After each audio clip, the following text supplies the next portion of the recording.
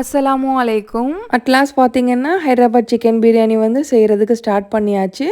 Last 2 வீடியோஸுமே பார்த்தீங்கன்னா அதுக்கான preparation தான் வந்து பண்ணி வச்சுருந்துருப்பேன். நான் முன்னாடியே சொன்ன மாதிரி பார்த்தீங்கன்னா இந்த ஹைதராபாத் சிக்கன் பிரியாணியோட ப்ராசஸ் கொஞ்சம் அதிகம், ஆனால் செம்ம டேஸ்ட்டாக இருக்கும்.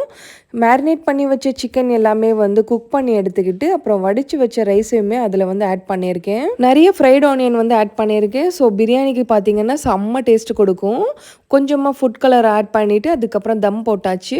இந்த ஹைதராபாத் சிக்கன் பிரியாணியை வந்து ஏசி ஆன் பண்ணி ஒரு 16ல் வச்சுட்டு சூடாக இந்த பிரியாணி வச்சு சாப்பிடும் போது அப்படி ஒரு டேஸ்ட்டில் இருக்கும்.